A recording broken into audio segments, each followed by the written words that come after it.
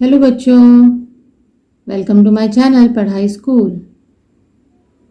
मैं हूं भारती शर्मा, आपकी ट्यूटर। आज हम पढ़ेंगे ट्रिग्नोमेट्री के बारे में, ट्रिग्नोमेट्री की एप्लीकेशंस। टर्म 1 में आप लोगों ने ट्रिग्नोमेट्री चैप्टर पढ़ा होगा, जिसमें आपने ट्रिग्नोमेट्री के बारे में कुछ चीज़ें पढ़ी थी। हम वही चीज़ें 2 मिनट्स में आपका यहाँ पर रिकैप लेंगे, देन उनका एप्लीकेशंस किस तरह से किया जाता है वो हम इस चैप्टर में पढ़ेंगे। ट्रिग्नोमेट्री वर्ड का मतलब आपको समझ में आता है। Try means 3, gono means side and metry means measurement.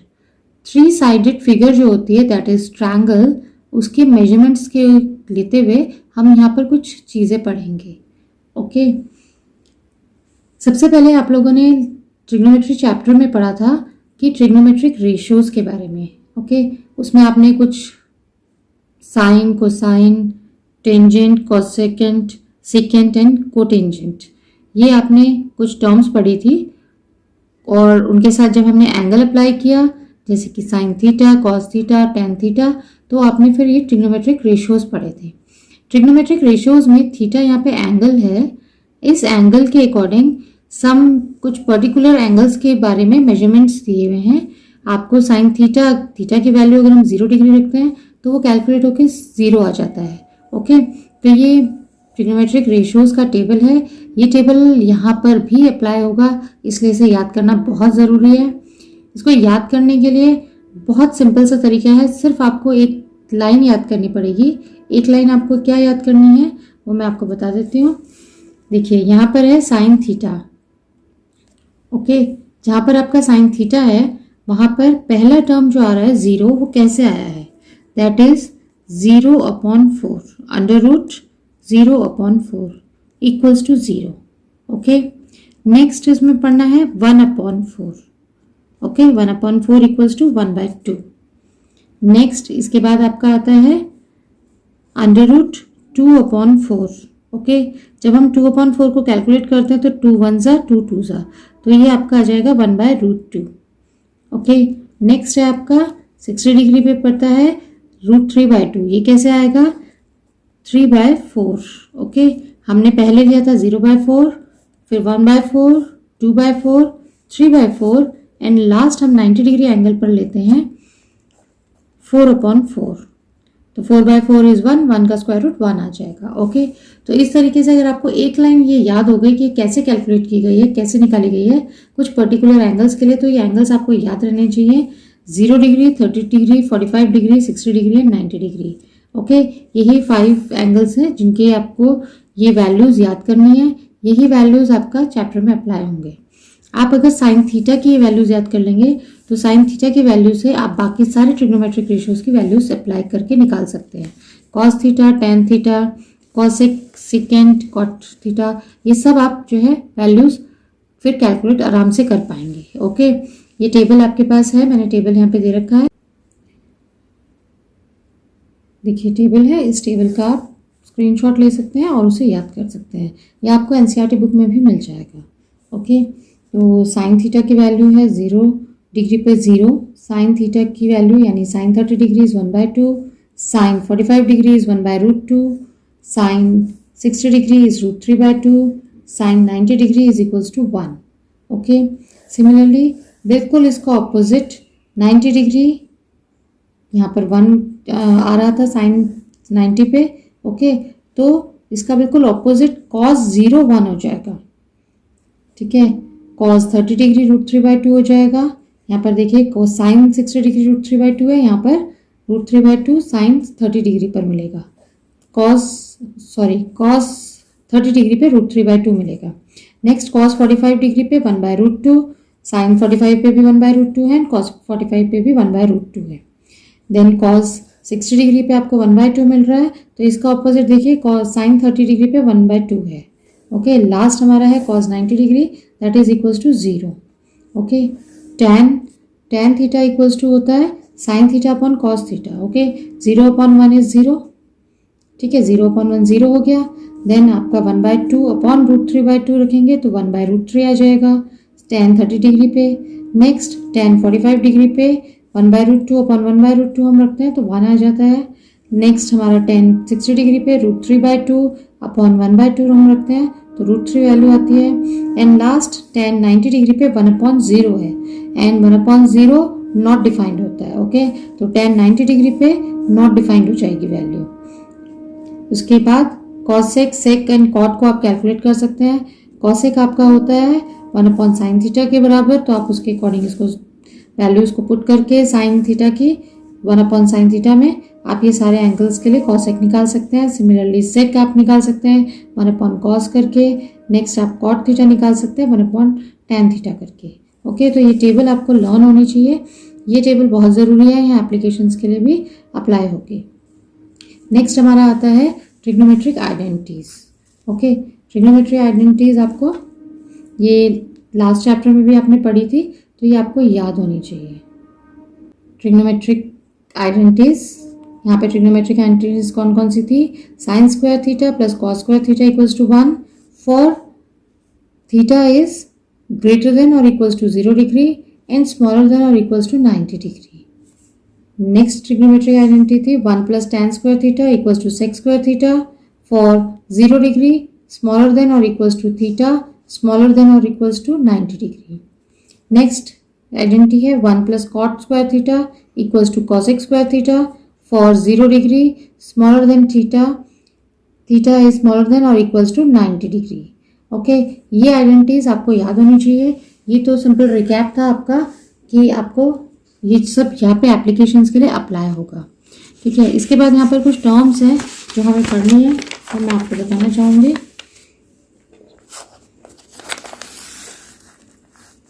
देखिए, हमारी टर्म्स हैं कुछ हाइट्स एंड डिस्टेंसेस के अकॉर्डिंग। ओके, अब हाइट्स एंड डिस्टेंसेस के अकॉर्डिंग पहला टर्म आता है लाइन ऑफ साइट क्या है, दूसरा है हॉरिजॉन्टल लेवल क्या है, तीसरा एंगल ऑफ एलिवेशन, चौथा आपका एंगल ऑफ डिप्रेशन। आपको ये 4 टर्म्स अगर आती हैं तो आपको क्वेश्चन समझने में, क्योंकि यहाँ क्वेश्चंस जो होंगे वर्ड प्रॉब्लम्स टाइप हैं, तो आपको क्वेश्चन समझने में बहुत आसानी हो जाएगी। तो पहला है लाइन ऑफ साइट, दूसरा है horizontal level, third one is angle of elevation, fourth one is angle of depression. ठीक है, हम इसको समझने के लिए एक फिगर को देखते हैं। ये हमारे पास फिगर है। ओके, यहाँ पर एक फिगर के अकॉर्डिंग 2 चीज़ों का ध्यान रखना है, एक ऑब्जर्वर एंड एक ऑब्जेक्ट। ओके, ऑब्जर्वर क्या है? ऑब्जर्वर वो है जो ऑब्जेक्ट को देख रहा है। ठीक है, तो ऑब्जर्वर के अकॉर्डिंग ऑब्जेक्ट के लिए हाइट डिस्टेंस हम निकालते हैं कि हाइट क्या है ऑब्जेक्ट का जिसे वो देख रहा है, एंड डिस्टेंस ऑब्जर्वर से ऑब्जेक्ट का डिस्टेंस कितना है वो अगर हमें निकालना है तो हम कैसे निकालेंगे।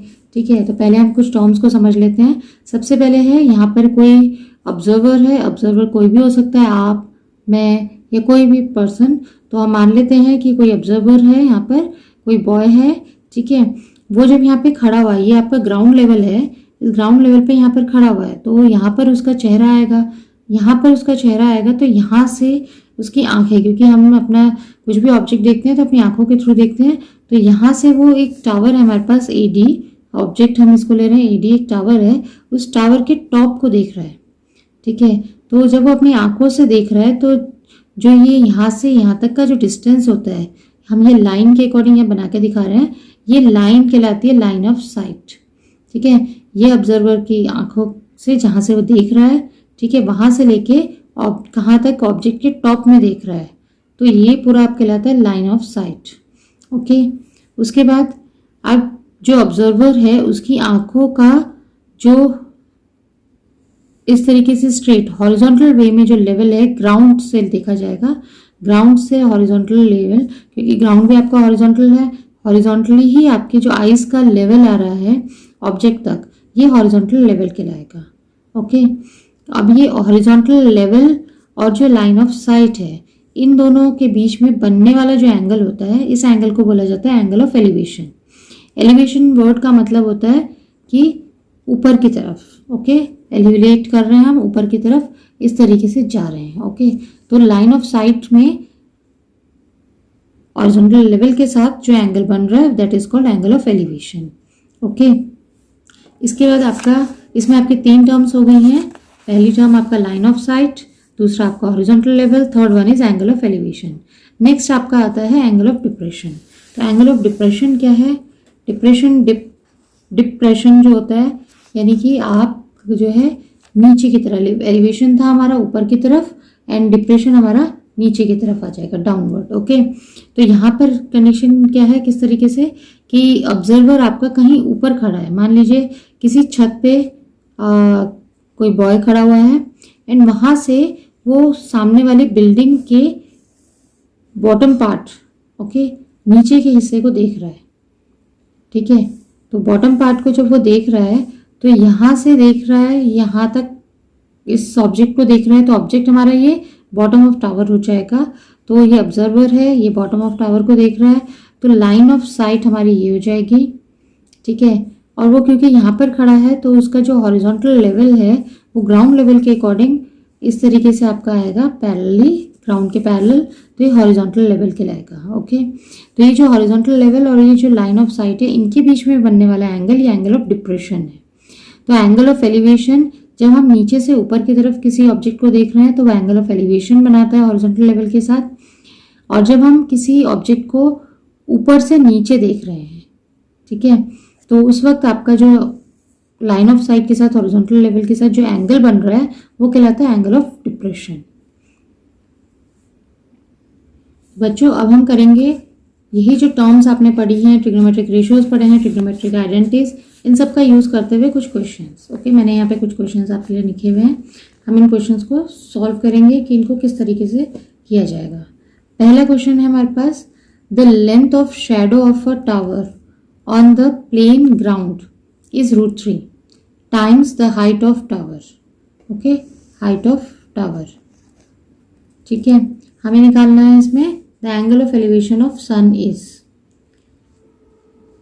तो इसको हम कैसे करेंगे, हमारे पास क्वेश्चन में दिया है length of shadow of a tower. एक टावर है, उसकी शैडो की लेंथ जो है प्लेन ग्राउंड पे √3 टाइम्स आ रही है उसकी हाइट की, जितना हाइट है टावर का उसका √3 टाइम्स जो है लेंथ ऑफ शैडो है। सबसे पहले हमें क्या करना है, इसमें फिगर बनाना है। इस टाइप के जो क्वेश्चंस होते हैं, ट्रिग्नोमेट्री के जो क्वेश्चंस हैं, सबसे पहले आप फिगर बना लीजिए। फिगर बनाने से आपको जो क्वेश्चन है उसको आप बहुत अच्छे से फिगर में एक्सप्लेन कर रहे हैं। उसके बाद जब आपके पास फिगर आ जाता है तो आप उसको कैलकुलेट बहुत अच्छे से कर पाएंगे, क्योंकि आपके पास एक फिगर है जिसके हेल्प से आप उसका एक्सप्लेनेशन दे रहे हैं। ठीक है, तो यहाँ पर हमें बनाना पड़ेगा एक टावर। ठीक है, हम ये बना रहे हैं टावर हमारा। ठीक है, ये आपका ग्राउंड लेवल है, ये हमारा टावर हो गया है। ठीक है, अब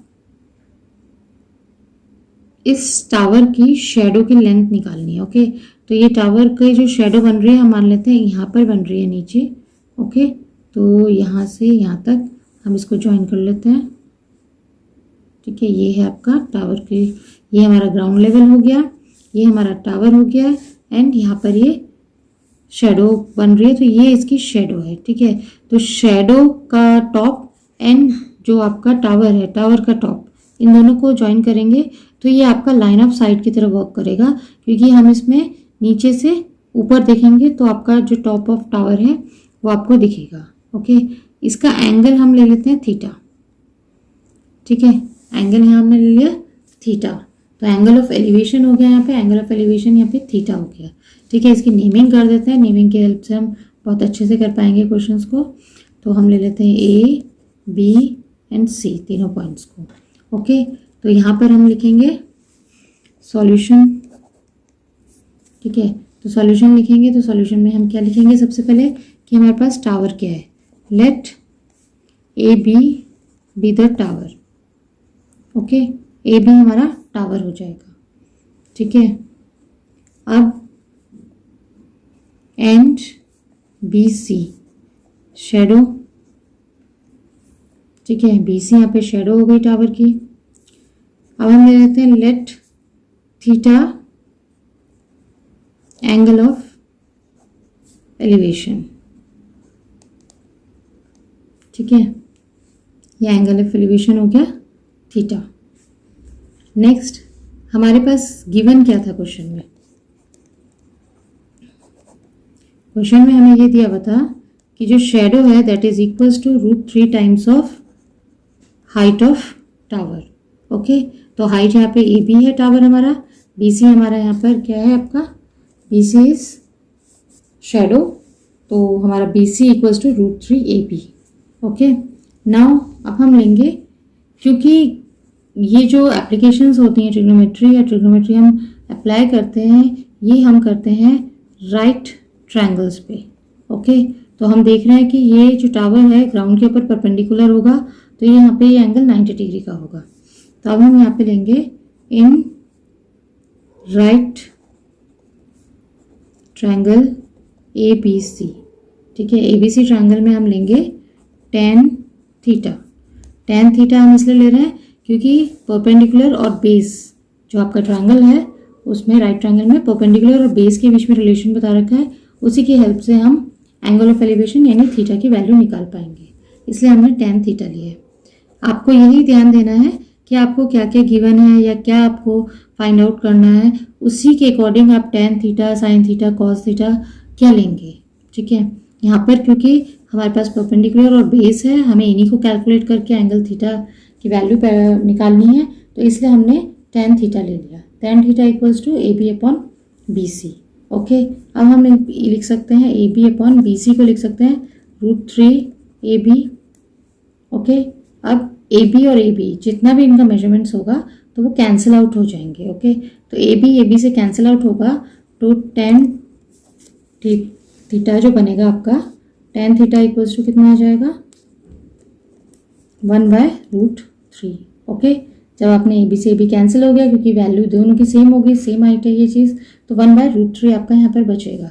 ये इम्प्लाई करता है, अब आपको ट्रिग्नोमेट्रिक रेशियो जो टेबल था उसके अकॉर्डिंग आपको ध्यान देना है कि 1/√3 tan के किस एंगल पे थी, जब थीटा इक्वल्स टू 30 डिग्री था। ठीक है, उस कंडीशन में tan की वैल्यू 1/√3 आई थी, तो आपका यहाँ पे जो एंगल निकल गया है, तो हम लिखेंगे thus the angle of elevation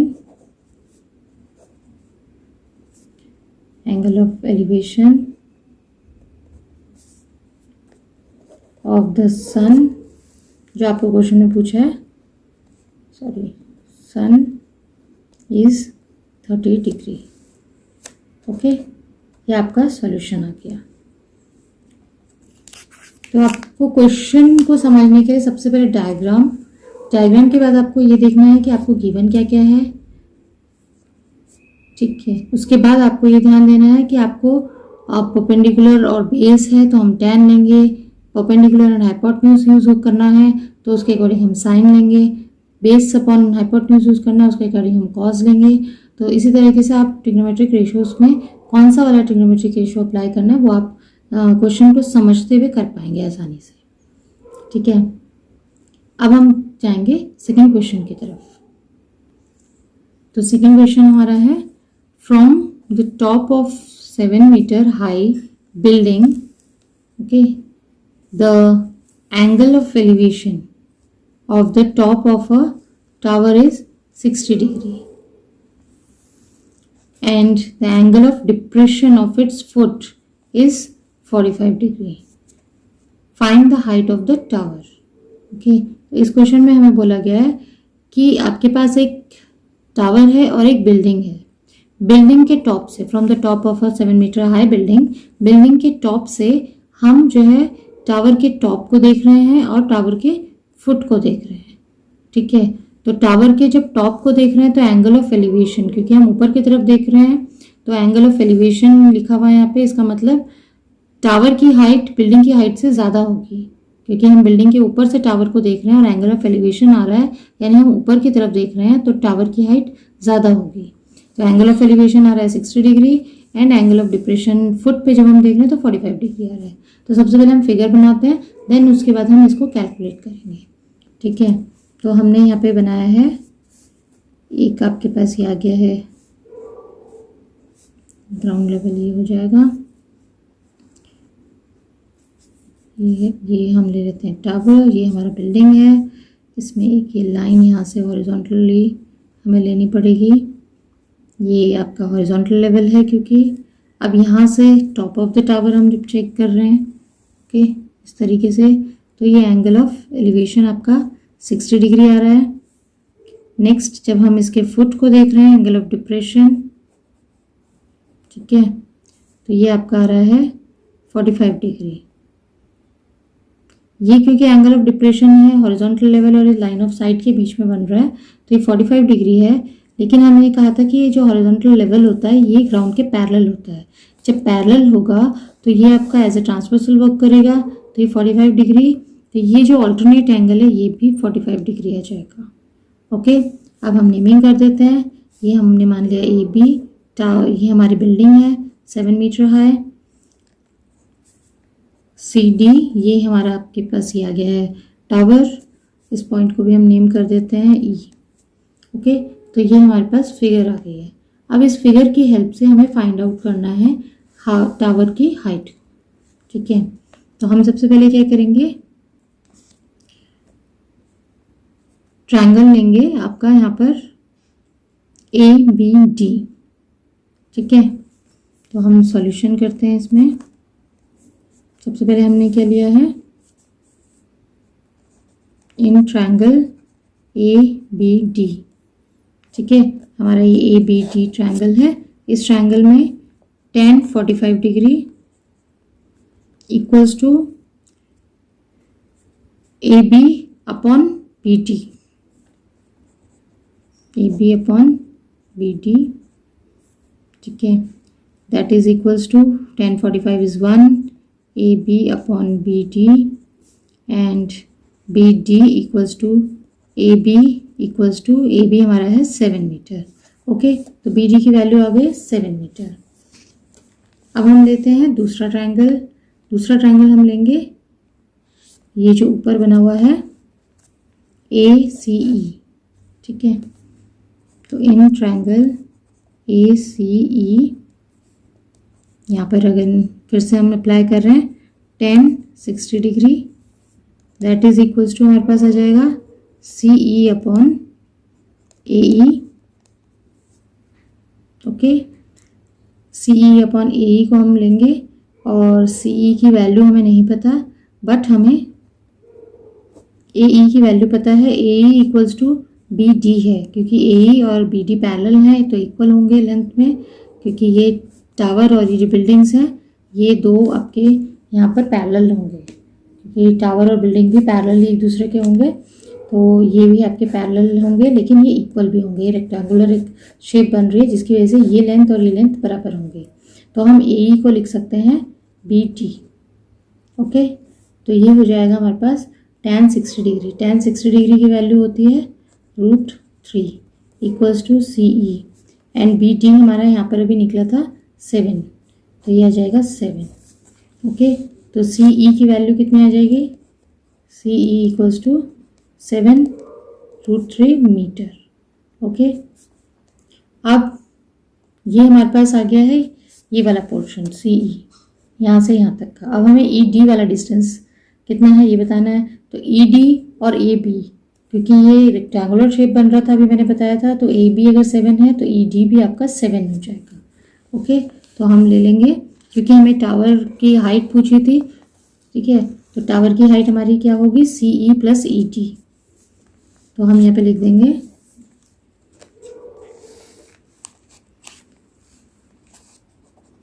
thus the height of the tower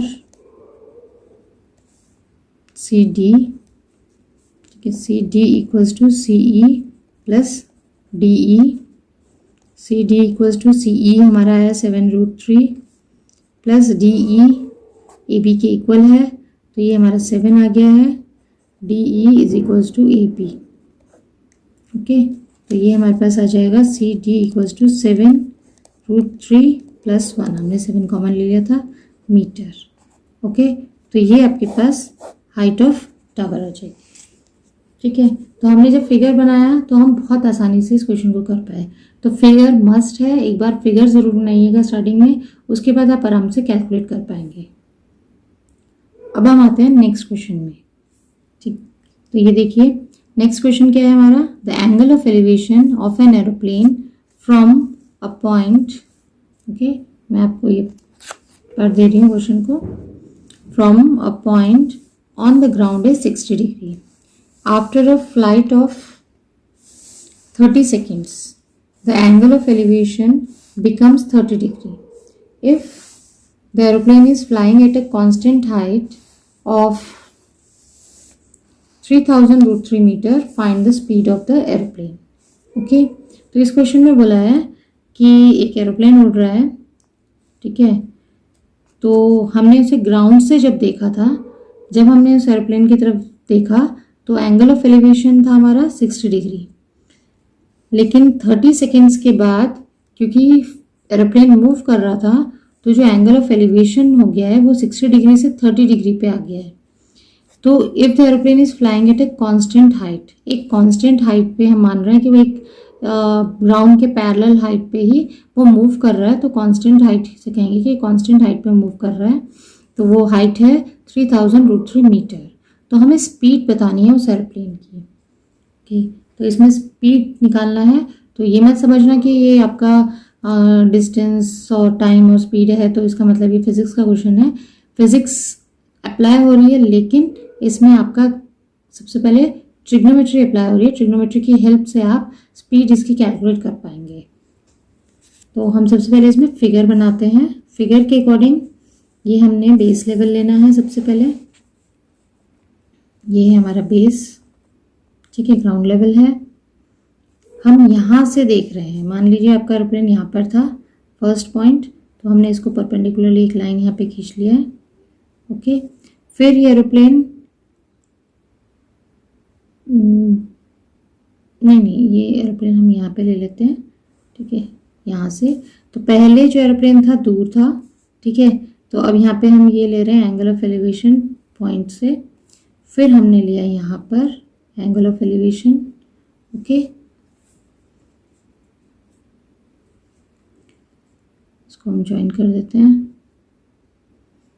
नहीं, ये देखिए, ये पॉइंट हम इस तरीके से, फिर से मैं बता रही हूँ आपको कि ये है ए पॉइंट। तो आपका एरोप्लेन यहाँ पर था, ठीक है, 30 सेकेंड्स के बाद वो मूव करके यहाँ पर आ गया बी पॉइंट पे, ठीक है। अब हम नेमिंग कर रहे हैं सी डी। अब क्योंकि पहले जो पोजीशन थी ए मानी हमने कि ए पोजीशन पे था एरोप्लेन, तो ये जो एंगल ऑफ एलिवेशन है ये 60 डिग्री था। ओके, उसके बाद जब ए टू बी वो मूव कर गया 30 सेकेंड्स में, तो ये एंगल ऑफ एलिवेशन 30 डिग्री हो गया है। और ये जो परपेंडिकुलर डिस्टेंस है ग्राउंड लेवल से, ये आपका दिया हुआ है 3000√3 मीटर, ठीक है। तो आपके पास एक फिगर आ चुकी है। अब इसमें पूछा find the speed of the airplane. Speed हमें निकालना है। एक चीज़ इसका ध्यान रखना है, यहाँ से यहाँ तक का उसका डिस्टेंस हमने मान लिया x, यहाँ से यहाँ तक का उसका डिस्टेंस है y। अब यहाँ से यहाँ तक का डिस्टेंस जो कवर किया उसने B to A पैरेलल, ये CD पैरेलल है इसके, तो हम ये कहेंगे कि जितना ये डिस्टेंस होगा उतना ही डिस्टेंस होगा। इसे हमने y मान लिया। ये जो y डिस्टेंस कवर किया है एरोप्लेन A to B जाते हुए D से C की तरफ, ये जो y डिस्टेंस कवर किया है ये है आपका, इसको हम बताएंगे कि ये जो कवर किया डिस्टेंस, हाँ, ये 30 सेकेंड्स में किया है, ठीक है। तो हमें निकालना पड़ेगा पहले कि डिस्टेंस कितना है। डिस्टेंस निकाल लेंगे। टाइम हमारे पास 30 सेकेंड्स का है। 30 सेकेंड्स के टाइम की हेल्प से और इस डिस्टेंस की हेल्प से हम स्पीड निकाल लेंगे। ओके, तो हम इसको करेंगे कैसे?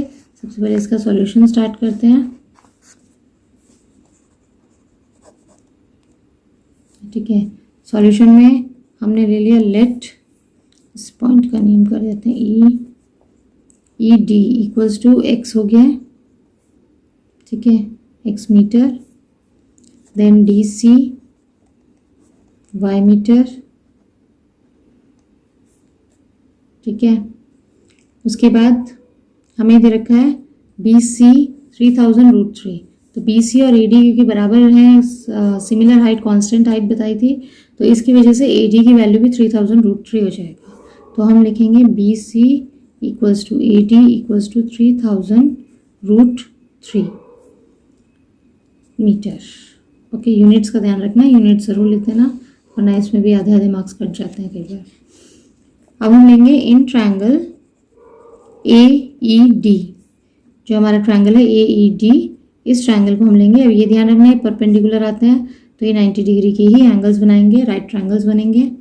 इसमें अगेन हम ले रहे हैं AED ट्रायंगल में tan 60 डिग्री, ठीक है, 60 डिग्री का एंगल बना रहा था क्योंकि ये, तो tan 60 degree equals to perpendicular upon base AD अपॉन ED, ठीक है। ऐसे tan 60 डिग्री हमारा √3 होता है, AD की वैल्यू है 3000 √3 अपॉन ED हमारा x है, तो इससे हमारा x निकल जाएगा, x इक्वल्स टू 3000 √3 अपॉन √3 से √3 कैंसिल हो जाएगा, तो ये हो जाएगा 3000 मीटर।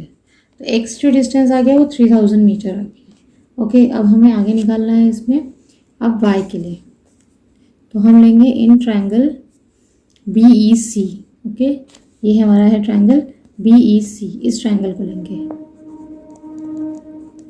अगेन tan लगाएंगे, tan 30 degree that is equals to BC upon EDC पूरा आएगा।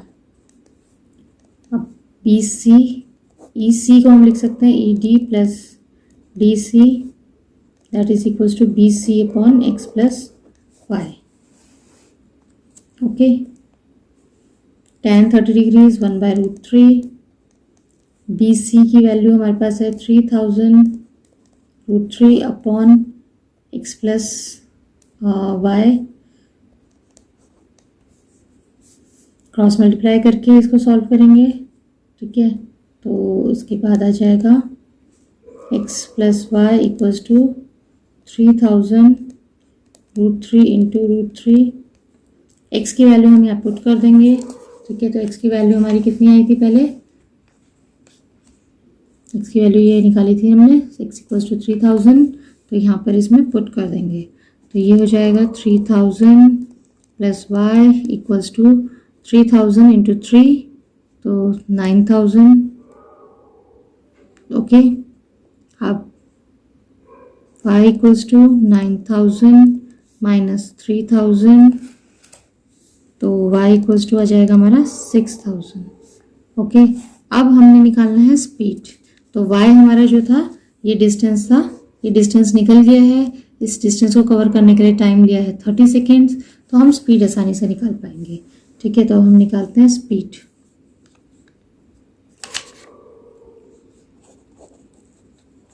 Speed equals to distance upon time,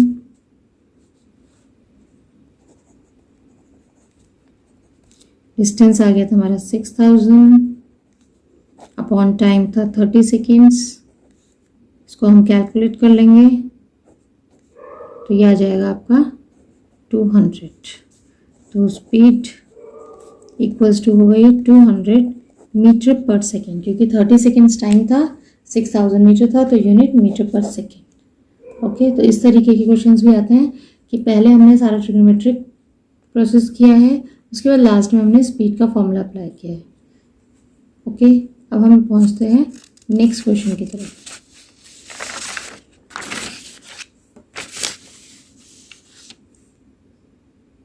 next question हमारा है, from the top of a tower 50 meter high the angle of depression of a top of a pole is 45 degree and from the foot of the pole the angle of elevation of the top of the tower is 60 degree. Find the height of the pole if the pole and the tower stand on the same plane. Okay, इसमें क्या बताया है, from the top of a tower 50 meter high, 50 meter high हमारा tower है, depression angle of depression है, top of pole 45 degree आ रहा है। तो इस पहली दो लाइन से हमें ये समझ में आ गया है कि एंगल ऑफ डिप्रेशन ले रहे हैं of a top of a pole. तो यहाँ पर हमारा जो पोल होगा वो आपका टावर आपका जो यहाँ पर होगा वो आप बड़ा होगा एंड पोल जो होगा वो छोटा होगा, क्योंकि टॉप ऑफ पोल से the angle of elevation of a top tower से, फ्रॉम द टावर हम जो है देख रहे हैं पोल के टॉप को, तो 45 डिग्री का एंगल बन रहा है, ठीक है। And from the foot of the pole, pole के फुट से जो हम एंगल ऑफ एलिवेशन है टॉप ऑफ टावर का 60 डिग्री आ रहा है, तो हमें find the height of the pole, pole की हाइट निकालनी है। और if pole and tower stand on the same plane, same plane का मतलब दोनों एक दूसरे के फिर पैरेलल आएंगे सेम प्लेन में होने की वजह से। ठीक है, सबसे पहले हम इसका फिगर बनाते हैं। तो फिगर हम इस तरीके से बनाएंगे कि ये आपका एक प्लेन है, सरफेस, ओके, इसके ऊपर आपने एक ये खींचा है लाइन और एक ये, ओके, दो लाइंस आपने लिए हैं। तो दो लाइंस में यहाँ पर ए बी, इसको हम ले लेते हैं ए बी, इसको टावर बोलेंगे। और ये हमने लिया सी और डी, ये आपका पोल हो गया। ओके, अब टॉप ऑफ टावर, टावर के टॉप से तो मैं एक हॉरिजॉन्टल लेवल ले लेती हूँ। ठीक है, हॉरिजॉन्टल लेवल लिया, इस टॉप से, टावर की टॉप से हमने पोल के टॉप को देखा। ओके, तो ये जो एंगल ऑफ डिप्रेशन बन रहा है 45 डिग्री बन रहा है। तो हमने ये डॉटेड लाइन फिर अगेन पैरेलली बनानी पड़ेगी हॉरिजॉन्टल लेवल के अकॉर्डिंग। ओके, इसको हम ले लेंगे x मीटर। नेक्स्ट यहाँ पर जो है फुट से, पोल के फुट से हमने टॉप ऑफ टावर को देखा, तो ये एंगल बन रहा है 60 डिग्री। ठीक है, तो हमने इसको x लिया, हमने मान लिया ये डिस्टेंस x मीटर हो गया। आपका जो हाइट पोल है, इसको हम h मीटर ले लेते हैं। ठीक है, ये यहाँ से C से D तक का डिस्टेंस हो गया। ये पूरा टावर की हाइट हमें दी थी 50। ओके, ये टावर की हाइट हो गई। अब ये जो डिस्टेंस होगा ए, इसको हम ले लेते हैं ई पॉइंट। ओके, ए ई जो डिस्टेंस होगा वो 50 में से, टोटल में से अगर हम ये पार्ट जो कि बी ई है, बी ई और सी डी आपके पैरेलल होंगे, तो ये भी आपका एच हो जाएगा। तो ए ई पार्ट जो होगा that is equals to 50 minus H meter. Okay, तो ये आपके पास फिगर आ गया। अब इस फिगर को देखते हुए हम जो है, जो कैलकुलेट करना है हमें वो निकालेंगे, फाइंड हाइट ऑफ पोल। ठीक है, हाँ, पोल की हाइट हमें निकालनी है। तो हम स्टार्ट करते हैं सॉल्यूशन इसका। ठीक है, हमने लिख लिया जो कुछ था। ए बी टावर है, सी डी पोल है। ओके, और height C D equals to H meter ले लिया हमने। ओके, उसके बाद distance of foot, distance foot of pole and tower, tower और पोल के बीच का जो डिस्टेंस है हमने उसको x मीटर ले लिया। ओके, अब हम इसको आगे कैलकुलेट करेंगे।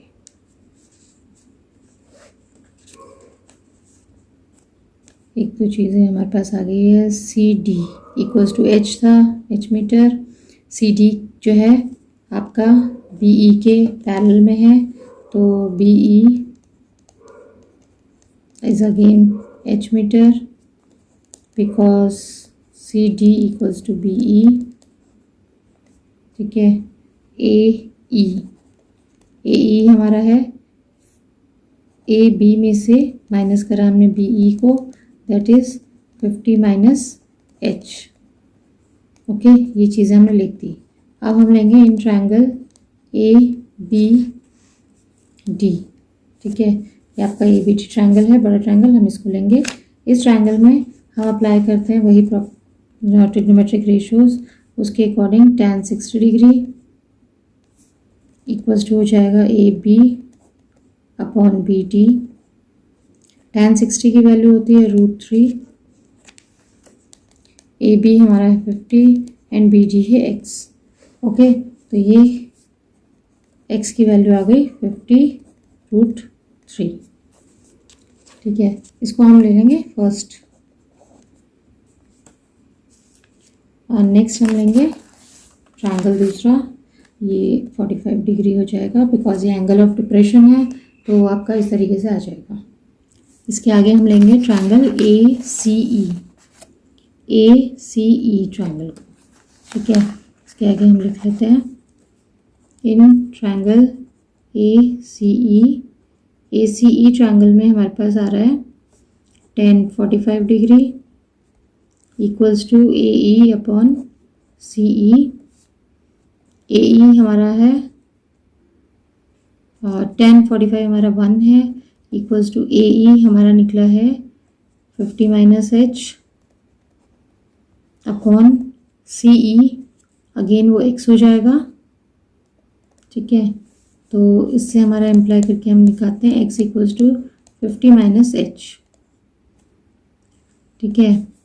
यानी कि फर्स्ट इक्वेशन में, ठीक है, फर्स्ट इक्वेशन में हमारा x आया था 50/√3, तो यहाँ पर हम x की जगह वैल्यू पुट कर देंगे, तो 50/√3 इक्वल्स टू 50 माइनस एच, तो ये हो जाएगा h equals to 50 minus 50/√3, then 50 common ले लेंगे तो √3 माइनस 1 अपॉन √3, ओके। अब इसको कैलकुलेट करेंगे, √3 की वैल्यू पुट कर लेते हैं, तो h equals to 50 1.73 minus 1 upon 1.73, this gives 50 into 0.73 upon 1.73, okay. इसको हम कैलकुलेट करेंगे, डेसिमल से डेसिमल हट जाएगा, ओके। तो ये कैलकुलेट करके आपका आ जाएगा 50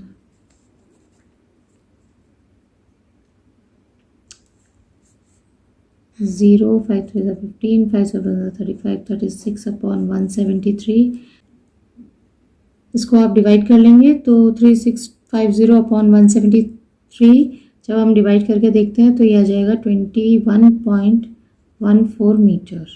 अप्रॉक्स है ये, एग्जैक्ट नहीं है, ओके, अप्रॉक्स वैल्यू आ रही है। तो ये आपका हो गया हाइट ऑफ पोल, ओके। तो height of pole equals to 21.14 meter, okay. तो इसी तरीके से आपको ट्रिग्नोमेट्रिक रेशियोज अप्लाई करते हुए ट्रिग्नोमेट्री के क्वेश्चंस आपको सॉल्व करने हैं। ये सब एप्लीकेशंस है ट्रिग्नोमेट्री के। ट्रिग्नोमेट्री आपने लास्ट चैप्टर में पढ़ लिया था, लास्ट टर्म में पढ़ा था, टर्म 1 में। तो आपको बस वो रेशियोज याद रखना है, उनको कैसे अप्लाई करना है। आप ट्रायंगल्स में अप्लाई करेंगे, कभी tan यूज़ होता है, कभी sin भी यूज़ हो सकता है। जनरली यहाँ पे tan ही यूज़ होता है, रेयर केसेस में sin या cos यूज़ होगा। तो आपको क्वेश्चन को बहुत ध्यान से पढ़ना है। क्वेश्चन को कभी भी एक बार पढ़ के नहीं कर लेना चाहिए। क्वेश्चन को एक बार कंप्लीट पढ़िए, फिर उसको ब्रेक करते हुए पढ़ेंगे आप, तो आराम से उसको समझ पाएंगे। और फिर उसके बाद उसका फिगर सबसे पहले ज़रूर बनाएं। जब फिगर आप प्रॉपरली बना पाएंगे, फिगर बनाने के बाद उसको सॉल्व करने में बहुत आसानी हो जाती है। फिगर करने के साथ साथ आप सब चीज़ों का ध्यान रखिए। नेमिंग, लेबलिंग बहुत ज़रूरी है। लेबलिंग आप कर लेते हैं तो काफ़ी कुछ चीज़ें आपको खुद बहुत आसानी से समझ में आ जाएगी, और फिर आप बहुत आसानी से क्वेश्चंस को कर पाएंगे। और मोस्ट इम्पॉर्टेंट, जितने ज़्यादा क्वेश्चंस आप करेंगे उतना ज़्यादा आप कॉन्फिडेंट होते जाएंगे अपने इस टॉपिक को लेके, या कोई भी टॉपिक जो आप पढ़ते हैं उसके लिए कॉन्फिडेंस अगर लाना है, कॉन्फिडेंट आप तभी हो पाएंगे जब आप ज़्यादा से ज़्यादा क्वेश्चंस की प्रैक्टिस करेंगे। तो आपको बस प्रैक्टिस करनी है, टाइम बहुत कम बचा है। जितनी ज़्यादा प्रैक्टिस हो सकती है उतनी ज़्यादा प्रैक्टिस कीजिए, और and you can do it. कि पेपर्स आप बहुत अच्छी से कर पाएंगे। तो signing off, Bharti Sharma, thank you.